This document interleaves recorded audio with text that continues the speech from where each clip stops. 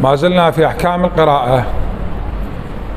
إذا قرأ المصلي السورة التي بعد سورة الفاتحة، يعني مثلا بعد ما خلص من سورة الفاتحة انتهى من عدها وقرأ بسم الله الرحمن الرحيم، مثلا إنا أعطيناك الكوثر فصل لربك وانحر، وصل هنا، قال لا خلى قرأ العصر ورجع قرأ العدول من سورة إلى سورة أخرى أثناء الصلاة اختيارا يعني شنو؟ يعني ما عنده عذر، مو كان يقرأ بالسورة ونساها أو غفل عنها أو غابت عن ذهنه، لا، ما عنده أي عذر وراد يعدل من سورة لسورة، جائز، نعم جائز بشرطين.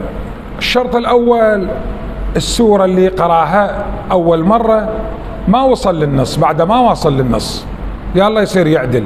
إذا وصل للنص، نص السورة، ما يجوز للعدول بعد، يكون يكملها إلا إذا كان عنده عذر. هذا واحد. الشرط الثاني، عندنا سور ما يجوز العدول منها، بمجرد أن قلت بسم الله الرحمن الرحيم سورة الكافرون، أو قلت بسم الله الرحمن الرحيم للإخلاص، تريد تقرأ الإخلاص أو الكافرون، هذين السورتين ما يجوز العدول منهن، ما يجوز، ما تعدل من عتهن لغيرهن من السور. فإذا بديت بوحدة من عتهن كون تكملها، ما تعدل منها لغير سورة. بعد عندنا مورد اللي يقرأ سورة الجمعة يوم الجمعة في صلاة الظهر أو صلاة الجمعة أو بالركعة الأولى، أو يقرأ سورة المنافقون بالركعة الثانية، ما يجوز له يعدل من هذا السورة من الجمعة إلى غيرها بالركعة الأولى، من المنافقون إلى غيرها بالركعة الثانية يوم الجمعة بصلاة الظهر أو بصلاة الجمعة، لا يجوز له العدول عنهما إلى غيرهما. نعم، يستحب العدول من أي سورة، السورة الإخلاص أو سورة إنا أنزلناه سورة القدر، حتى ورد في الحديث من قرأ سورة وعدل مضمون الرواية وعدل عنها أو منها إلى القدر أو الإخلاص أعطي ثواب تلك السورة مع ثواب القدر أو الإخلاص. يعني لو فرضا واحد راد يقرأ أي سورة، مثلا جاء بسم الله الرحمن الرحيم والشمس وضحاها، وعدل منها علما إلى سورة القدر، الله عز وجل يكتب له ثواب، يكتب له سورة ثواب سورة الأعلى الشمس وثواب سورة القدر، هذين يكتبن اثنينهن إذا عدل إلى سورة القدر أو الإخلاص. صلاة الركعات الأخيرة، ركعة المغرب الركعتين الأخيرتين بصلاة الظهر والعصر وصلاة العشاء، صلوا على محمد وآل محمد. اللهم صل على محمد وآل محمد. خلي بالك يمه، جزاك الله خير.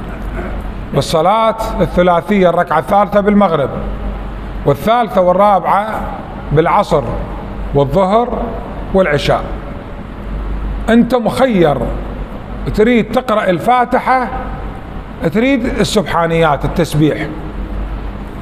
الفاتحة تعرفونها، التسبيح هم تعرفونه، بس للتذكير، تسبيح معناه إذا اختاريت التسبيح، تسبيح أن تقول سبحان الله والحمد لله ولا إله إلا الله والله أكبر، هذه يسمونه التسبيح. المقدار الواجب إذا اختاريت التسبيح مرة واحدة تكفي، والأحوط استحبابا أن تكررها 3 مرات، والأفضل أن تضيف إليها أستغفر الله. إذا سويت التسبيحات وراها تضيف لها أستغفر الله بعد التسبيحات. التسبيح أفضل مولانا بهاي الركعات الأخيرة لو قراءة الفاتحة أفضل؟ الجواب التسبيح أفضل. إذا اختاريت التسبيح ثوابك أكثر. هو التسبيح مو أفضل من الفاتحة صورة عامة، لكن بالثواب بالصلاة التسبيح أفضل من قراءة سورة الفاتحة. مولانا أنا اختاريت أقرأ سورة الفاتحة، إذا اختاريت سورة الفاتحة إذا تصلي منفرد يستحب لك الجهر بالبسملة، يعني من تقراها الفاتحة بالركعة الثالثة والرابعة يستحب لك تجهر بالبسملة. وإذا قرأتها وأنت مأموم، المأموم السبحانيات علي إذا صلى مأموم، إذا قرأ سورة الفاتحة الأحوط لزوما أن يخفت بالبسملة ما يجهر بها إذا كان مأموم، وإذا كان منفرد يستحب له الجهر بالبسملة. إذا اختار السبحانيات إخفات له جهر، السبحانيات إخفات كلها إخفاتية، لو ما سائل أحسن. زين مولانا، أنا جيت للركعة الأولى مثلا كبرت تكبيرة الإحرام الله أكبر، صارت عندي حسبة، أو قمت للركعة الثانية صارت عندي صفنة غفلة ما قرأت، نسيت ونزلت للركوع وتذكرت أنا ما قاري، أقول له تعال وين تذكرت؟ ركعت لو بعدك ما راكع؟ لا بعدني ما راكع، أنا نازل للركوع وتذكرت، ارجع واقرأ. مولانا نسيت التسبيحات أو التسبيحات الأربعة السبحانيات، نسيت بالركوع، قايم بالركعة الثالثة أو الرابعة ونسيت ما سبحت، وهويت للركوع وتذكرت. وين تذكرت؟ قبل لا أوصل للركوع، أثناء الهوي وأنا نازل للركوع، أوقف بمكانك، أرجع للقيام وجيبهن السبحانيات، ما دامك ما واصل لحد الركوع ارجع وجيبهن. هذا واحد. الحكم الثاني، نسيت القراءة أو نسيت التسبيح، لما نزلت لقيت روحي أنا واصل للركوع راكع، الركوع شنو معناه؟ معناه أنا منحني أو مخلي إيدي على ركبي، منحني وراكع، ركعت وتذكرت أنا ما قرأت بهاي الركعة اللي فاتت أو ما جبت السبحانيات، قل له صلاتك صحيحة، كمل صلاتك صحيحة، ما عليك شيء. هذا الفرق بين الواجب الركني والواجب الغير ركني. القراءة واجب لكنها ليست من الأركان، إذا نساها الصح صلاته. زين مولانا، ذكرت الساهي أو ذكرت الساهي لما هو أو الناسي ذكرته. زين مولانا، والمتعمد متعمد ما قرأ، قال ما أقرأ، يا بسبح ولا سبح، شنو حكمه؟ قال له صلاتك باطلة، المتعمد صلاته باطلة. زين مولانا، أنا نسيت القراءة راحت من عندي، مو نسيت علي قراءة، لا أنا أعرف هسه علي قراءة واجب بهذا الركوع أقرأ، لكن راحت من عندي سورة الفاتحة، راحت من عندي ما أتذكرها، شو أسوي؟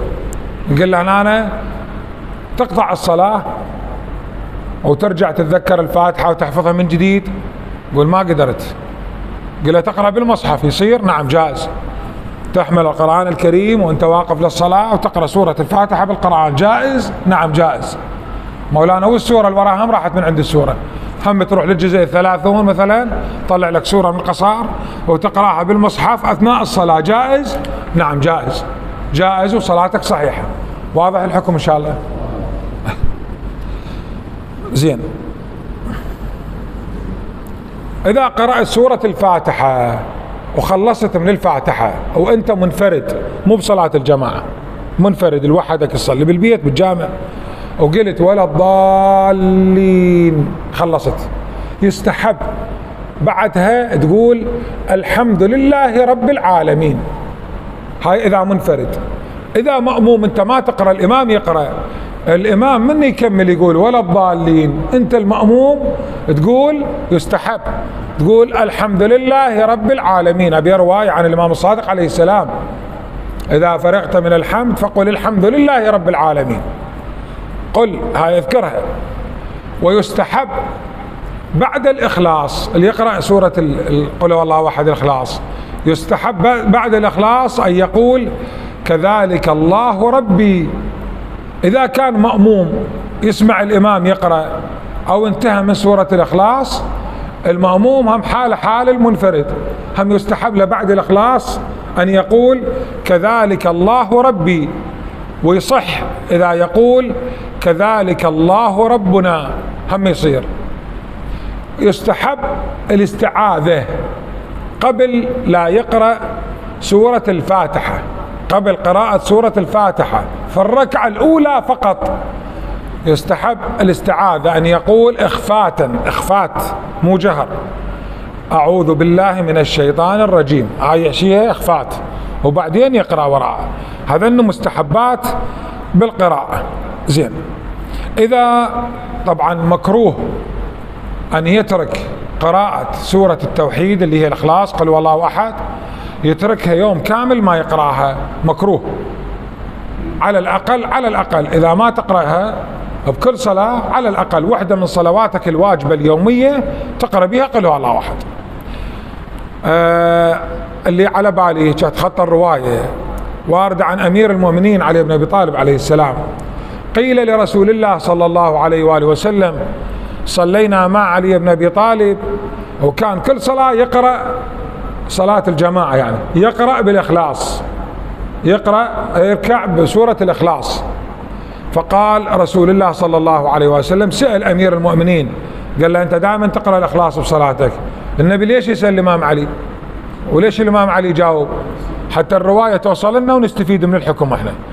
قال إن الله عز وجل يعلم إني أحب الله وأحب التوحيد، وورد في الروايات الموحد من قرأ الإخلاص، يعني ما راح قال ما قال بالروايات فكر بمعناها، اتعمق بتفسيرها، عرف أسرارها، لا، يكفيك هوية التوحيد. في رواية هوية التوحيد قراءة سورة الإخلاص حتى تثبتك على التوحيد، توحيد الله. هذا طبعا هنا عندنا أيضا إذا أراد يتحرك المصلي أثناء الصلاة، إذا أراد يتحرك يتقدم أو يتأخر وهو أثناء القراءة يسكت، إذا أراد يتحرك يسكت، ينتقل لغير مكان أو يسكن أو يستقر أو يطمئن أو يرجع يكمل القراءة مالته. أما قضية يتكلم أثناء الحركة هذا الأمر فيه إشكال. بعض الفقهاء يقولون يعيد صلاته، السيد السيستاني يقول الاحتياط استحبابي يعيد الصلاة إذا كانت حركته قهرية يعني شنو؟ يعني دفعته الريح، الهواء دفعه، أو شخص ضربه وحركه. أما إذا هو تحرك أثناء القراءة صلاته مع الإشكال كون يعيدها. نعم، يعني هذا أهم تقريبا الأحكام اللي لها علاقة بالصلاة، بالقراءة بالصلاة. يستحب قراءة سورة القدر في الركعة الأولى وسورة الإخلاص في الركعة الثانية في جميع الصلوات الفرائض، كل الصلوات الفرائض يستحب.